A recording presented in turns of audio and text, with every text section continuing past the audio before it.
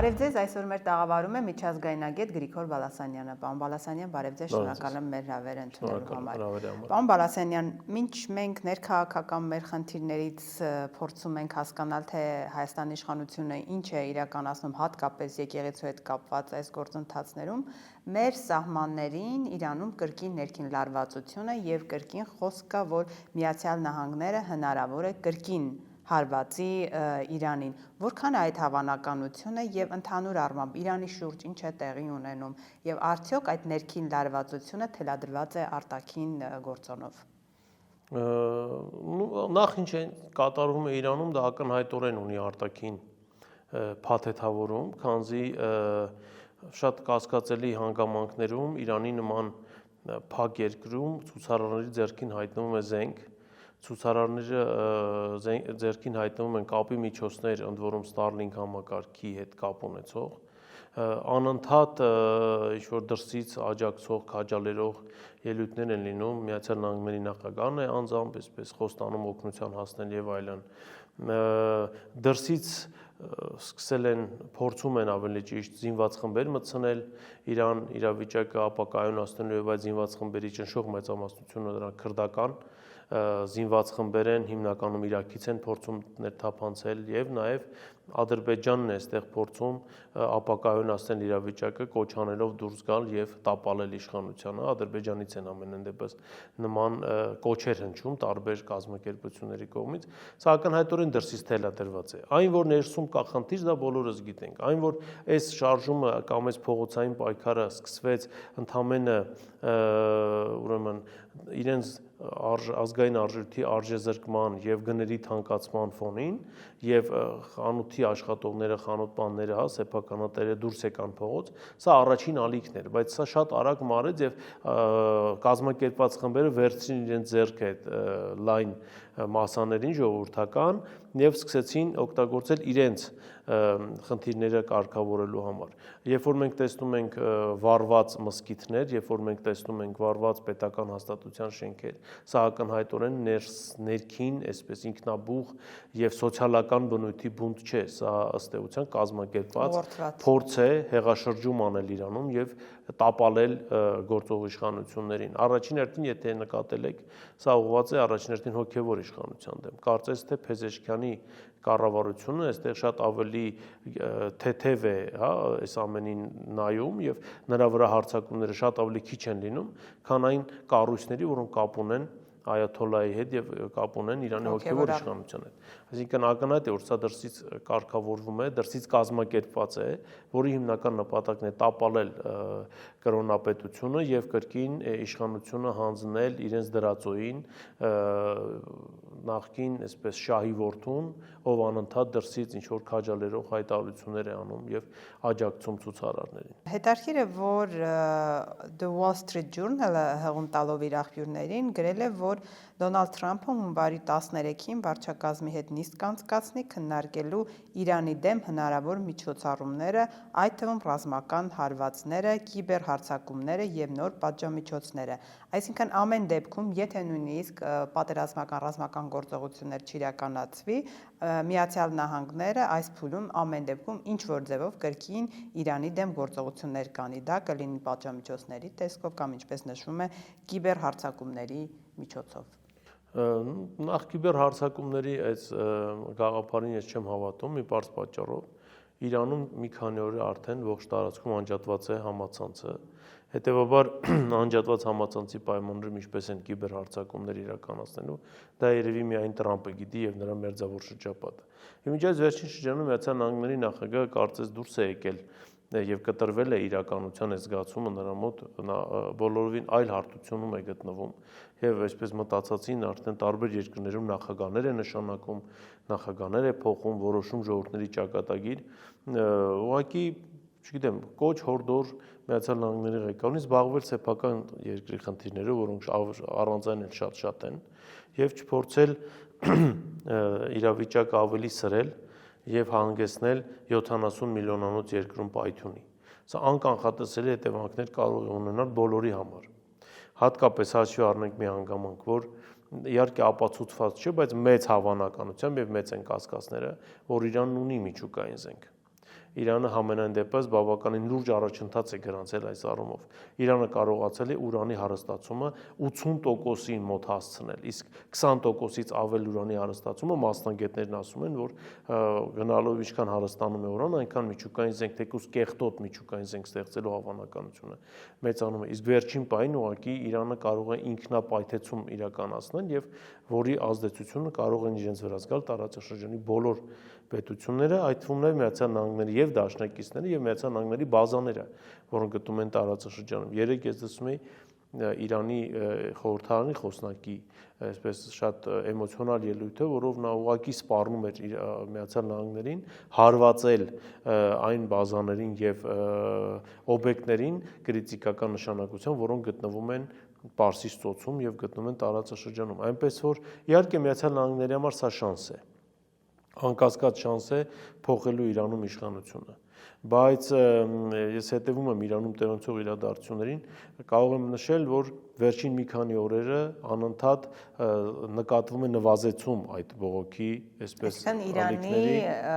կառավարության համար վերահսկելի է դառնում։ Իրանի կառավարության համար դառնում է վերահսկելի, ավելին այսօր համաիրանական ցույց է տեղի ունենալու Իրանում եւ պետական մարմինները կոչ են անում ողջ ազգաբնակչությանը դուրս գալ փողոց ի աջակցություն հոգևոր առաջնորդի եւ ի աջակցություն Իրանի իշխանությունների։ Հիմա այսօր մենք կտեսնենք ըստ էության, թե ինչ հնարավորություն ունի այսպես կոչված ընդդիմությունը, թերևս նման բան չկա, ինչ հնարավորություններ ունեն այդ տարբեր խմբերը, որոնք անկասկած կառավարվում են մի կենտրոնից եւ անկասկած գործում են հստակ ծրագրով, ինչ հնարավորություն ունեն եւ ունեն արդյոք հնարավորություն Իրանում փոխել իրավիճակը։ Քանի որ մեր անմիջապես սահմանին են տեղ ունենում այս իրադարձությունները, ինչ հնարավոր վտանգներ պետք է հիմա Հայաստանի իշխանությունը, այսպես ասած, հաշվարկի, գույքագրի եւ արդյոք խնդիրներ կստեղծվեն Սյունիքի հետ կապված, Ադրբեջանի նկարտումները մենք գիտենք, ինչ հնարավոր զարգացում կարող լինել, եթե օրինակ կրկին ռազմական որևէ գործողություն լինի։ Թեկուզ կարճաժամկետ, ինչպես մենք նախորդ անգամ տեսանք 12 օր, եթե չեմ սխալվում։ Այո, մի քանի փուլի բաժանենք, առաջինը ամենից պարզը, փախստականների հոսքը դեպի Հայաստանի սահման, ինչը անկասկած լարվածություն է ստեղծելու Սյունիքում։ 12 օրյա պատերազմի ժամանակ շատ չնչին տոկոս կազմեց այդ փախստականների թիվը, բայց եթե մի պահ մենք պատկերացնենք, որ իրավիճակը պայթում է Իրանում եւ հյուսիսային հատվածը, Ատրպատականի հատվածը, որտեղ հիմնականում էթնիկ ադրբեջանցիներ են բնակվում, այդ հատվածը հոսում է դեպի Հայաստանի սահման։ Հայաստանը կարողանալու է կառավարելի դարձնել փախստականների ներհոսքը։ Կարծում եմ ոչ։ Հաշվի առնելով այս իրավիճակում, երբ որ Արաքսի մակարդակը շատ-շատ ցածր է ձմռան ամիսներին, նրանք ուղղակի ոտքով անցնելու են Արաքսը։ Եվ ընդ որում միայն այստեղ պետք չի հասկանալ մեղրին։ Նրանք ոտքով անցնելու են Արաքսը եւ հայտնվելու են Նավահարացյան դաշտում։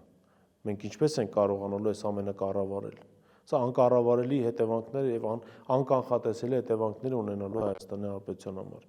Դրա համար այս պահին ես կարծում եմ կանխարգելիչ միջոցառումը նախ սահմանների ամրացումն է Սյունիքում,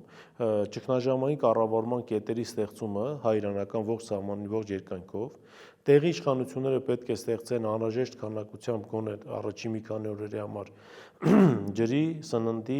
այսպես փոքր պաշարներ, բժշկական կետեր առաջին այդ փախստականներին ընդունելու եւ գոնե այս ամեն ինչը կրկնում եմ կառավարելի դարձնելու համար։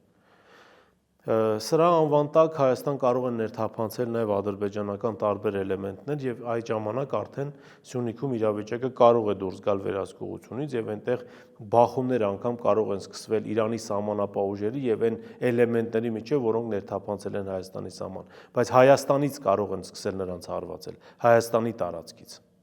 Սա շատ վտանգավոր է, քանզի չկա երաշխիք, որ նույն հակակառավարական էլեմենտները ազգությամբ ադրբեջանցի Իրանից անցնեն Սյունիք, այնտեղից սկսեն հարձակվել։ Իսկ ինչու միայն մենք դիտարկում ենք Մեղրիի հատվածով անցնեն, ոչ, նրանք Զանգելանի հատվածով կարող են անցնել, այնտեղից մտնել Հայաստան։ Եվ սա եւս, քանի որ այդ սահմանն էլ վերահսկելի, այդքան էլ շատ, հա, այսպես պաշտոնական սահման չի, այսինքն այնտեղ սահմանապահներ մեր տեսակի բանով չկան պատկերացրածով։ Դիրքային որոշակի բաներ, բայց սահմանապահ հասկացությունը այդտեղ գոյություն չունի։ Դրան գումարած ինձ համար բավականին տարակուսել էր 3 երեկոյան, ուշ երեկոյան Իրանի դեսպանատան մոտ կազմակերպված այդ ցույցը, որը կազմակերպվել էր շահական Իրանի դրոշներով իրանցիների կողմից, ովքեր էին այդ մարդիկ, ինչպես են նրանք ներթափանցել Հայաստան, ինչպես են կարողացել այս իրավիճակում, երբ Իրանում կարելի է ասել մցրած է ռազմական դրություն եւ սահմանները փակեն, այդ մարդիկ ինչպես են ներթափանցել Հայաստան, ովքեր են այդ մարդիկ։ Այսօր Հայաստանում կան իրանական աղանդավորական այսպես կազմակերպություններ, հիմնականում կյանքի խոսք, Եհովայի վկաներ, իբր քրիստոնյաներ, որոնք Հայաստանի տարբեր տեղերում փոքր ինչ-որ եկեղեցիներ են հիմնում եւ այնտեղ անընդհատ հավաքներ են անցկացվում։ Այդ կետերը վերահսկվում են պետության կողմից։ Իսկ միգուցե այդ կետերում են սկսվում քարոզ Իրանում իրավիճակի հետ կապված այստեղ ինքնակազմակերպելու եւ ինչ-որ մի պահի գործողությունը իրականացնելու համար։ Պետությունը պետք է տոտալ հսկողություն սահմանի այս կետերի նկատմամբ։ Եվ այստեղ պետությունը պիտի աշխատի Իրանի դեսպանության հետ, քանզի Իրանի դեսպանատունն է Իրանի պաշտոնական ներկայացուցչությունը Հայաստանում։ Ես նորից եմ ասում, պատկան մարմինները պիտի գնան այդ երեկվա ցույցի հետևից։ Այստեղ խնդիրը այն չի, որ մեր բարեկամ Իրանի դեսպանատան դիմաց եկել մի հատ ինչ-որ խումբ, նախ բավականին մեծաթիվ էր, ես որ կադրերը նայել եմ, եւ շահական Իրանի դրոշներով, այսինքն այդ դրոշները ինչ-որ մի տեղից նրանք ստացել են։ Իսկ միգուցե Հայաստանում գործող ինչ-որ դեսպանատների միջոցով են այդ դրոշները ստացել այդ մարդիկ ինքնակազմակերպել եւ նրանց տարել կենտրոնացրել են այդ այգում Իրանի դեսպանատան դիմաց, ով պիտի զբաղվի այս հարցով։ Եվ եթե վաղը մյուս օր Աստված մի արած իրավիճակը դուրս եկա վերահսկողությունից, Իրանի կառավարությունը եւ Իրանի կառավարության եւ մեր մեջ կարող են որոշակի տարաձայնություններ սկսել առաջանալ այս ամեն ինչին ճիշտ արձագանք չտալու հետ կապված։ Սա էլ է շատ կարևոր հարց։ Իդեպ բավական հետաքրքիր էր, որ այս լարված օրերին Իրանի արտաքին գերատեսչության բարձրաստիճան պաշտոնյա էր Հայաստան եկել, արտաքին գործերի նախարարի հետ հանդիպեց։ Բավական սուղ էր ինֆորմացիան։ Ինչ մտահոգություն ուներ Իրանի պաշտոնյան այս լարված օրերին գալ Հայաստան եւ հանդիպել Միրզոյանի հետ։ Ես կարծում եմ ին կողմից առաջ քաշված հարցերից մի մասը անկասկած քննարկվել է երկկողմ հանդիպման ժամանակ, քանզի Իրանը շատ անգամ է հայտարարել, որ հայ-իրանական սահմանը իր համար կարմիր գիծ է, բայց նաև Իրանը չի թաքցնում, որ ինքը ուշով հետևում է, որ հանկարծ այդ սահմանը չօգտագործվի որոշ հակաիրանական տարրերի կողմից Իրանում իրավիճակ ապակայունացնելու հետ կապված։ Հայաստանը պետք է ամեն ինչ անի, որ այս մեր տարածքում չակտիվանան նաև որոշ հակաիրանական պետությունների հատուկ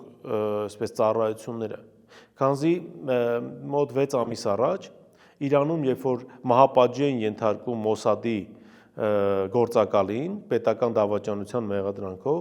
ես շատ լավ հիշում եմ, որ Իրանի դատախազությունը մեղադրանք առաջադրելուց նշում էր, որ այդ մարդը պարբերաբար Հայաստանում եւ Վրաստանում հանդիպումներ է ունեցել Մոսադի ներկայացուցիչների հետ եւ նրանցից ստացել անհրաժեշտ օժանդակություն եւ նաեւ ուղղվածություն, թե ինչ գործողություններ պիտի անի Իրանում։ Այսինքն հիմա ես վստահ եմ այդ պետությունները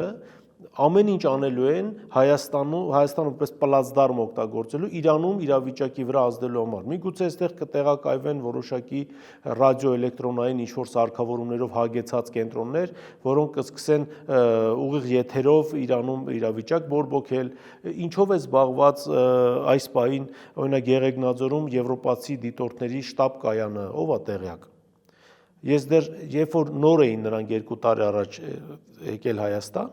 ես այդ հարցը բարձրացրել եմ։ Ինչու են նրանք իրենց շտաբ կայանը տեղակայել Եղեգնաձորում, եթե նրանց խնդիրը հայ-իրանական սահմանի դիտարկումն է։ Ինչու չեն տեղակայել Տավուշում, ինչու չեն տեղակայել Սյունիքում օրինակ, բայց ինչու են տեղակայել Եղեգնաձորում։ Քանզի Եղեգնաձորը հենց գտնում է 3 երկրների սահմաններին խաչմերուկում, որտեղից Իրանի հարթավայրն է, ուղղակի հիանալի հնարավորություն է ստեղծում Իրանի իրավիճակի վրա ազդելու եւ Իրանում որոշակի տեղ ունեցողի նկատմամբ նաեւ տեղեկատվություն հավաքելու եւ փոխանցելու իրենց պատկան մարմինին։ Հայաստանը շատ ուշադիր պիտի լինի, սա շատ նուրբ հարց է, որպեսզի հանկարծ Աստված մի արասցես, նորից եմ ասում, մենք Իրան, հակա-Իրան այս ուժերի բախման վայր չդառնանք։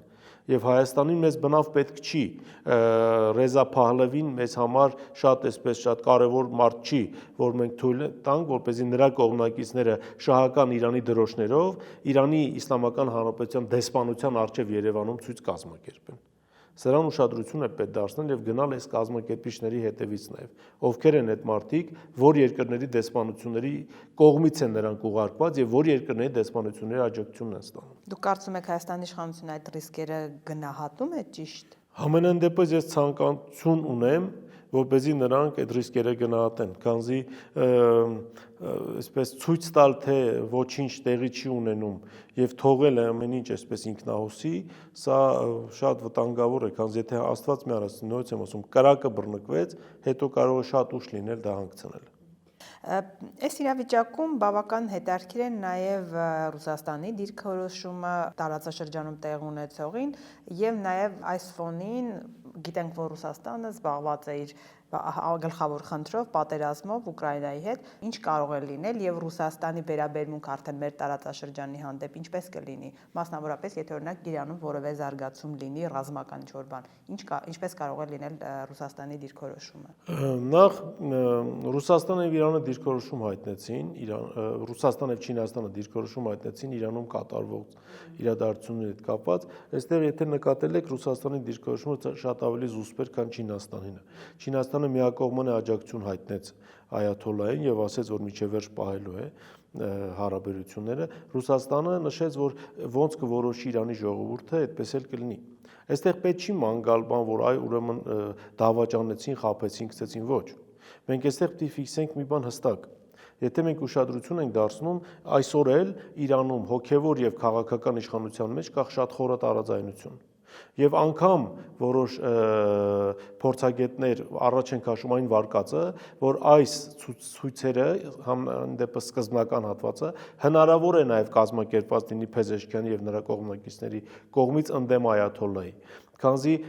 հարձակման են ենթարկում հիմնականում այաթոլլային մոտ կանգնած եւ նրա ասկողության տակ գտնվող ուժային կառույցների շենքերը։ Հիմնականում սպանվում են, այսպես ասած, բարքերի ոստիկանության եւ բարքերի դատախազության ներկայացուցիչները, որոնք ենթարկվում են այաթոլլային ոչ թե ոստիկանության եւ դատախազության, որոնք ենթարկվում են Փեզեշքյանին։ Այսինքն այստեղ Ռուսաստանի դիրքորոշումը ոնց կորոշի Իրանի ժողովուրդը ըստ էության կապված է նրանով, եթե Իրանի ժողովուրդը կանգնում է այաթոլլայի թիկունքին, ուրեմն իրենք պաշտպանում են այդ որոշումը։ Այստեղ հստակ ցույց է տրվում, քանզի Փեզեշքյանի եւ նրա շրջապատի կողմից ժամանակ առ ժամանակ նկատվում են այսպես հակառուսական որոշակի հայտարարություններ, որոնք Մոսկվան ըստ էության, ինչպես իրենք են նշում, գնահատում, վերլուծում եւ համապատասխան եզրահանգումներ է անում իր համար։ Իսկ ինչ վերաբերվում է ինչպիսին կլինի այստեղ իր քաղաքականությունը, եթե Իրանում տեղ ունենան որոշակի իրադարձություններ։ Նախ հայ-իրանական սահմանը այս պահին գտնվում է ռուս սահմանապահների հսկողության տակ եւ նրանք են իրականացնում ծառայությունը սահմանի անվտանգության ապահովման հետ կապված, բնականաբար սահմանային անվտանգությունը ուժեղացնելու հետ կապված որոշակի միջոցառումներ կլինի, դա արդեն ռազմական, այսպես ոլորտի իրենց որոշելիքն է եւ չմտնենք դրա մեջ, բայց Ուկրաինայում իրավիճակի փոփոխությունը բնականաբար ազդելու է նաեւ մեր տարածաշրջանում տեղ ունեցող իրադարձությունների վրա։ Ես երեք լսել եմ եւ Տակեր Կարսենին եւ լսել եմ Սալավյովին, երկուսի ելույթներն։ Ըստ էության երկուսի ելույթներն մի բանի մասին էր։ Միջազգային իրավունք արդեն չկա, ճիշտ է նա ով ուժեղ է, եւ ժամանակն է, որպեսզի այսպես տարածաշրջաններում տեղի ունենա իրերի իրավիճակի կարգավորում։ Եվ Տակեր Կարսենն էր ասում, այդ ով է ասել, որ մեր կիսագնդում գտնվող նավթը պիտի ուրիշները տանեն, այնա մենք կտանենք։ Տակեր Կարսենը դա էր ասում։ Սալավյոնն էլ ասում է, որ ժամանակն է, որ Ուկրաինայից բացի ոչ թե Վենեսուելայի վրա ուշադրություն դարձնել, այլ մեր տարածաշրջանի, մեր ազդեցության գոտիներում այսպես դիրքորոշման կոշտացում իրականացնել։ Դա բավականին շատ քննադատվեց Հայաստանում, հատկապես իշխանական ներկայացուցիչների կողմից եւ համարվեց, որ ընդդիմությունը օրինակ ինչու հիմա չի արձագանքում, երբ Ռուսաստանից նման ռազմական կոչ է հնչում։ Տեսեք, նախ Սալավյովի կոչը որոշակիորեն այսպես փոփոխության ենթարկվեց եւ Facebook-ում նրան վերագրեցին, որ նա կոչ է արել Հայաստանի նկատմամբ հատուկ ռազմական գործողություն իրականացնել։ Մինչդեռ իր ելույթում Սալավյովը նման բառակապակցություն չի օգտագործել։ Չի ասել Հայաստանի նկատմամբ օգտագործենք եւ կիրառենք հատուկ ռազմական գործողություն։ Նա ասել է հատուկ ռազմական գործողության իրականացումը պետք է դուրս գա Ուկրաինայի շրջանակներից եւ տարածվի նաեւ մեր ազդեցության գոտիներում։ Բնական է, ենթատեքստը հասկանալի է, բայց ես նաև նկատում եմ, որ բորբոքում է տեղի ունենում հայ հասարակության մեջ, բայց շատ զարմանալիորեն կներեք, այդ նույն բորբոքումը ես չտեսա Ադրբեջանի կողմից ուղիղ պատերազմի սպառնալիքների հնչեցման հետ կապված, նույն իշխանական լրատվամիջոցները եւ ֆեյքերի պոակը կարծես թե չնկատելու է տալիս արևմտյան Ադրբեջանի գաղափարը, չնկատելու է տալիս հայերի հետ կապված Ալիևի հայտարարությունները, չնկատելու է տալիս Հայաստան պետության կասկածի տակ դնելը։ Ես ոչ թե փորձում եմ ասել, դե որ նա անում է, նա էլ լավ անում, ոչ, իհարկե նման հայտարարությունները պետք է այսպես որոշակի պատասխանի արժանանան, բայց այդ պատասխանը պետք է տրվի մեր պատկան մարմինների կողմից եւ այդ պատասխանը պետք է տրվի արտաքին գործերի նախարարության համապատասխան հայտարարությամբ, չգիտեմ, դեսպանին կհրավիրեն, բողոքի նոտա կհղեն, թե ինչ գործողություններ կանեն, սա արդեն այլ հարց է, բայց այն, որ այսօր աշխարհը արդեն կանգնած է հետ Պոտսդամյան իրավիճակի առաջ, սա էլ է պետք ընդունել։ Պետք է հասկանալ, որ ինչպես տեղի ունեցավ Վենեսուելայում Միացյալ Նահանգները արեց, հիմա էլ ասում է արտգործ նախարար տանելու եմ Կուբայի նախագահ դնեմ, այն մեկին տանելու եմ դնեմ Մեքսիկայի նախագահ եւ այլն, պետք է պատրաստ լինել, որ Չինաստանը եւս իր ազդեցության ոլորտներում նման գործողություններ է գնալու առաջի հերթին Թայվանի նկատմամբ։ Ռուսաստանն էլ կարող է իր ազդեցության գոտիներում գնալ քաղաքականության կոշտացման, քանզի ինչպես արդեն ասեցի, ցավոք սրտի ՄԱԿ-ը որպես կառույց այլևս գոյություն չունի։ Միջազգային իրավունքը որպես զսպման միջոց այլևս գոյություն չունի։ ՄԱԿ-ի անվտանգության խորհուրդը այսօր զբաղված է տարածաշրջաններ կիսելով։ Մենք որ տարածաշրջանում կհայտնվենք, ում ազդեցության տակ կհայտնվենք, սա երկրորդ հարցն է, բայց հարցը այն է, որ աշխարհի գերտերությունները սկսել են քաղաքականություն վարել իրենց ազդեցության տակ կոշտ միջոցներով իրենց ազդեցության տակ գտնվող ոլորտները քաշել իրենց տիրապետության տակ։ Մենք կարող ենք սրան ինչ-որ բանով հակազդել, ես չգիտեմ։ Մենք կարող ենք այնպես անել, որ բոլորի նկատմամբ դա արվի, Հայաստանի նկատմամբ դա չարվի, ես չգիտեմ, բայց համենայն դեպս դա պիտի փորձեն անել մարդիկ, ովքեր ի պաշտոնե միտված են դա անել եւ պետք է դա անեն դիվանագիտության ոլորտում, չգիտեմ, փափուկ ուժի կիրառման հետ կապված, հասարակական, այսպես միջհասարակական երկխոսության ոլորտում, իսկ միգուցե դրան հասնելու համար նախ առաջին հերթին պետք է այն հակա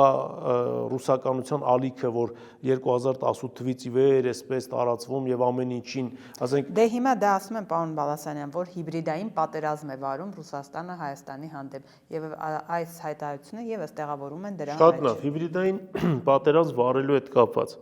Իսկ Հայաստանի վարչապետը օրինակ տարվա մեջ 8 անգամ, 7-8 անգամ հանդիպում է Ռուսաստանի նախագահի հետ տարբեր առիթներով։ Ես չեմ լսել համենայն դեպս տեսանելի եւ հասանելի բանակցությունների ժամանակ, որ այդ հարցը բարձրացվի։ Այսինքն հիմա ով է ում դեմ հիբրիդային կամ հիբրիդային պատերազմ վարելով ինչ ենք հասկանում։ Հիբրիդային պատերազմ, երբ որ Եվրոպական միությունն ասում է, որ Հայաստանը մենք պետք է օգտագործենք, սա արդյոք հիբրիդային պատերազմ է։ Մի հատ հասկանանք ինչ է նշանակում հիբրիդային պատերազմ։ Որն է դա, դրա ձևակերպումը որն է։ Սա հիբրիդային պատերազմ չի, սա սպառնալիք էր։ Հիբրիդային պատերազմը սենց չի, համենայն դեպս այնպես, ինչպես դասագրքերում է գրված։ Դրա համար այդ բառը լսել եւ դա առանց հասկանալու, առանց գիտակցության անընդհատ դա կրկնել, ցույց տալու համար, որ դու այդ թեմայից տեղյակ ես, դա անթույլատրելի է։ Չի կարելի անընդհատ նույն բառը կրկնել այն հույսով, որ կողքից կարող է տպավորություն ստեղծվի, թե դու դրա մասնագետն ես։ Մենք եկեք հասկանանք ինչ է նշանակում հիբրիդային պատերազմ։ Մենք հասկանանք իսկ այդ քայլերը, որ արվել է, արդյոք այդ բոլոր քայլերը ճիշտ է արվել, թույլ չտալու համար իրենց ասած հիբրիդային պատերազմի կիրառումը Հայաստանում։ Իսկ երբ որ Եվրոպական միությանը մենք թույլ ենք տալիս, որպեսզի հայտարարեն, որ քանի որ մենք պատժամիջոցներ ենք կիրառում, Հայաստանն էլ պիտի միանա մեզ։ Ճիշտ է, ծանր է, բայց ամեն դեպքում, քանի որ մեր գործընկերն է, պիտի միանա։ Իսկ դա հակազդեցության արժանանալու է այն պետության կողմից, ում դեմ Հայաստանին կանչում են միանալու պատժամիջոցների։ Իսկ դրա հետ կապված մի հայտարարություն եղավ, որ Հայաստանը մի ներքաշեք ձեր աշխարհաքաղաքական բախումների մեջ, Հայաստանը զերծ է դրանից։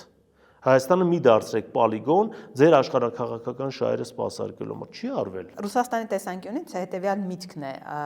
յետևում այդ հիբրիդային պատերազմի, երբ որ ասում է իշխանությունը, այսպիսի մտածողությունն է, որ Ռուսաստանը Հայաստանի ինքնիշխանությունը, ազատությունը սահմանափակելու է, որոշելու է, որ մենք պետք է դառնանք միութենական պետություն եւ դրանով իսկ մենք ձուլվում ենք եւ ֆորպոստ ենք դառնում Ռուսաստանի հետ։ Ահա այս բանաձևն է նկատի ունենում իշխանությունը, երբ որ ասում է հիբրիդային պատերազմ է վարում մեր դեմ Ռուսաստանը եւ Ռուսաստանի գործողությունները սպառնալիք են, ինչպես ավելի վաղ Փաշինյանն էր նշել։ Շատ լավ, եկեք հակառակ կողմից գանք։ Նախ Ռուսաստանի ոչ մի պաշտոնյա չի հայտարարել, որ Հայաստանը պետք է դառնա միութենական պետության անդամ։ Դա միֆ է եւ ըստ էության բառախաղ, որը փորձ է արվում հասարակության մեջ այդ իրենց վարած քաղաքականությունն արդարացնել։ Բայց եկեք հակառակ կողմից գանք։ Միութենական պետության անդամ դառնալը Հայաստանի համար դիտարկում են սուվերենության խախտում եւ այլն եւ այլն։ Իսկ Եվրոպական միության անդամ դառնալու մասին օրենքի ընդունումը Հայաստանի սուվերենության խախտում չի։ Եվրոպական միության բոլոր երկրները սուվերեն երկրներ են։ Եվրոպական միության անդամ պետությունը ինչ որ մի երկիր ինքնուրույն կարող է որոշում կայացնի առանց Բրյուսելի իմացության։ Դուք տեղյակ եք ընդհանրապես Եվրոպական միությունում ինչ է կատարվում։ Դուք գիտեք, որ օրինակ Բուլղարիային արգելում են կրթական ոլորտով ասեմ, մագիստրոսական ծրագրեր բացել, ասում են գնացեք Գերմանիայում սովորեք։ Ձեր ինչին է պետք մագիստրոսական ծրագրեր բացելը։ Դա սուվերենության խախտում չի։ Այսինքն Հայաստանին, այսպես մտածածին ինչ որ մի տեղից դասած, որ Հայաստանին ուզում են տանել միութենական պետություն եւ Հայաստանը օրենք է ընդունում Եվրոպական միության անդամ դառնալու համար, որը ըստ էության նորից եմ ասում, ուղիղ սուվերենության խախտում է։ Բայց չգիտես ինչու սա չի համարվում հիբրիդային պատերազմ, սա համարվում է հիբրիդային պատերազմ։ Խնդիրը դա չի, խնդիրն նա թե ինչպիսի հայերեն բառը չեմ կարող ասել, ուստանովկայա տրված լրատվամիջոցներին այս ամեն ինչը աղմուկ բարձրացնելու համար եւ այս ամեն ինչը հիմնականում իհարկե այն եթերով, որը որ սփռում է Հայաստանի ողջ տարածքում, իսկ դա մի եթեր է, հմեկն է։ Հմեկով սա ինչպես պիտի ներկայացվի, ինչպես ասում են, ժողովրդական լայն մասսաներին։ Բայց չարդարացնելով եւ չփորձելով փապկեցնել այն հայտարարությունը, որ արվում է Մոսկվայից, միաժամանակ ես ցանկանում եմ ուշադրություն դարձնել նաև այս հանգամանքի վրա։ Սա էլ պետք չի մոռանալ։ Մենք պիտի ամեն ինչ անենք, որ ոչ թե մեր դեմ հիբրիդային պատերազմ չվարվի, այլ մենք պետք է ամեն ինչ անենք, որպեսզի թույլ չտանք մտածել մեր գործընկերներին, որ մեզ կարող են ներքաշել հակարևմտյան կամ հակառուսական իրենց քաղաքականության մեջ։ Այդ դա կլինի արդեն սուվերեն արտաքին քաղաքականության վարում, այդ ժամանակ արդեն ոչ մի երկիր չի համարձակվի քո երկրին ներքաշել իրենց հակա այս կամ այն ուղղության արտաքին քաղաքականության։ Այս խոսակցությունները բավականին ակտիվացան նախընտրական շրջանին զուգահեռ։ Արդյոք կա մտահոգություն թե իշխանության կողմից, որ արտաքին դերակատարները շատ մեծ աջակցություն կամ միջամտություն կունենան այս ընտրություններում։ Իդեպ հիշեցնեմ, որ Եվրամիությունից մենք գումար էինք ուզել, Հայաստանի իշխանությունները ամեն դեպքում այդպես հայտարարվեց, որ այդ նախընտրական տարում պայքարենք, եթե Եվրոպան ասում է Ռուսաստանի դեմ, Հայաստանի իշխանությունն ասում է ոչ, հենց հիբրիդային պատերազմի դեմ, կապ չունի որտեղից է։ Բայց չէ՞ որ հենց Եվրոպական միության կողմից գումար տրամադրելը հենց ուղիղ միջամտություն է Հայաստանի ներքին գործերին եւ ներքին նաեւ ընտրական գործընթացին։ Եթե հիշում եք Կայա Կալասի հայտարարությունը, որ այնինչ մենք արեցինք Մոլդովայում, անելու ենք նաեւ Հայաստանում, իսկ ինչ արեցին Մոլդովայում։ Ընտրություններից 2 օր առաջ կուսակցություններին արգելեցին։ Ռուսաստանում քվեարկած Մոլդովայի քաղաքացիների ձայները հայտարարեցին, որ դրանք կեղծ են եւ չհաշվեցին դրանք։ Մոլդովայում պարտվեց Մայա Սանդուն, բայց չգիտես ինչու Իտալիայում, Գերմանիայում եւ չգիտեմ Ֆրանսիայում հանգրվանած, այն էլ հայտնի չի, այդ մարդիկ առասարակ գոյություն ունեն, թե ոչ, որովհետեւ ես ընկերներ ունեմ Մոլդովայում, իրենց խոսքերն եմ ասում, ամենամեծ համայնքը գտնվում է Ռուսաստանում, մոտ 1 միլիոն։ Այդ ինչպես այդ մարդիկ, այդ 300, 400, 500 հազար ձայները Գերմանիայում, այդ ինչ մոլդովացիներ են, իսկ միգուցե դրանք ռումինացիներ էին, որոնք քվեարկել են Մոլդովայի դեսպանատներում, իսկ միգուցե դրանք շոտլանդացիներ էին, որոնք քվեարկել են, ինչպես եղավ Brexit-ի ժամանակ։ ինչպես եղավ Կատալոնիայի ընտրությունների ժամանակ։ Եվրոպական միությունը երբ որ գումար է տրամադրում, ինչի համար է տրամադրում։ Իսկ հենց դա է ըստ էության Հայաստանի ներքին գործերի միջամտությունը եւ ընտրական գործընթացների միջամտությունը, բայց չգիտես ինչու դրա մասին ոչ ոք չի ասում, ինչու, որովհետեւ այն լրատվամիջոցները, փորձագետները, որոնք պիտի դրա մասին ասեն, դա չեն տեսնում, քանի որ այնտեղ ավելի շատ լավ բան է շողշողում, 15 միլիոն եվրոից օգտվելու հնարավորությունը։ Պարզ է պետք լինել, ազնիվ է պետք լինել, հարգելիներս, հստակ պետք է ցույց տալ, դուք ինչի համար եք պայքարում, հստակ պետք է ցույց տալ, թե ինչպես է լինում, որ ընդդիմության հանրահավաքի ժամանակ ձեր բան ու գործ թողած դրոններով նկարում եք եւ ասում եք այսքան մարդ է եղել, իշխանության քայլերթի ժամանակ դուք ասում եք ժամանակ չենք ունեցել, որպեսզի քայլերթը նկարենք։ Լուրջ եք ասում։ Դուք այդում եք հիմար է տեղ դնում, շատ ներողություն։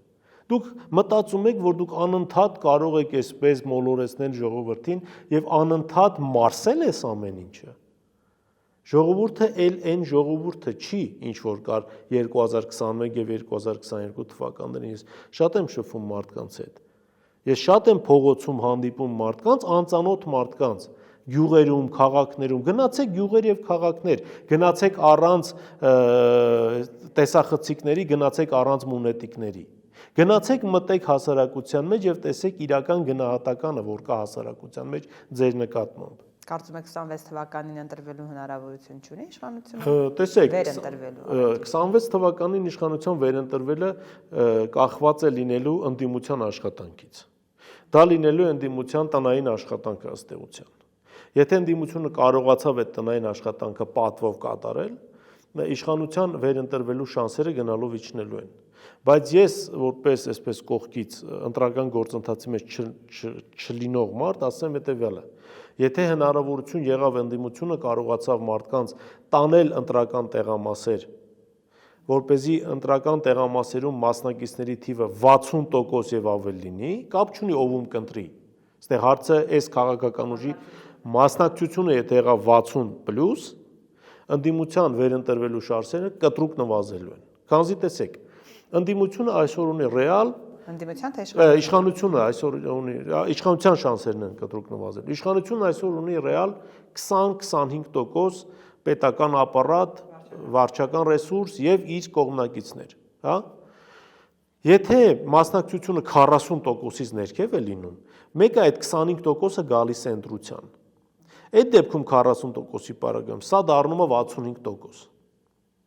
Իսկ եթե 60-ից ավել է լինում մասնակցության տոկոսը, 60-ից ավելի դեպքում սա ավելի է քչանում սրա թիվը։ Սա պարզ մաթեմատիկա է, բայց դրա համար պետք է աշխատել ժողովրդի հետ, որպեսզի համոզեն մեր քաղաքացիներին դուրս գալ այս ապաթիայից եւ գնալ ուղակի ընտրական տեղամասեր ընտրության։ Նորից եմ ասում, կապ չունի ում օգտին կքվեարկեն։ Խնդիրը գնալ ընտրության։ Ընտրության մասնակցության պարագայում իշխանության վերընտրվելու շանսերը նվազելու են։ Բայց տեսեք, իշխանությունը վարչական ռեսուրսին զուգահեռ նաև ունի գործիքակազմեր, օրինակ ընտրական օրենսգիրքը փոխեցին 4% դարձրեցին, կուսակցությունների պես դաշինքները ավելի բարձր տոկոս, այսինքն ձայների փոշիացման, սատելիտ ուժերի ստեղծմամբ, ինչպես հիմա փորձագետները նշում են, բավականին ուժգնանալու են նաև ռեպրեսիվ մեթոդները։ Այս ամեն ինչով հանդերձ ձեր կարծիքով ամեն դեպքում, եթե ընդդիմությունը ճիշտ աշխատի, չի վերընտրվի իշխանությունը։ Կարծում եմ այո։ Հիմա տեսեք, դուք խոսեցիք սատելիտ ուժերի մասին։ Հիմա այդ սատելիտ ուժերից մեկը Էջմիածնում չկարողացավ անցնի։ Եվ խնդիրն ինչու՞մ է։ Ընդդիմությունը պետք է կարողանա մեր հասարակության աչքերը բացել եւ ցույց տալ, թե կոնկրետ որ քաղաքական ուժերը ինչ խնդիրներ ունեն իրենց առջև դրված։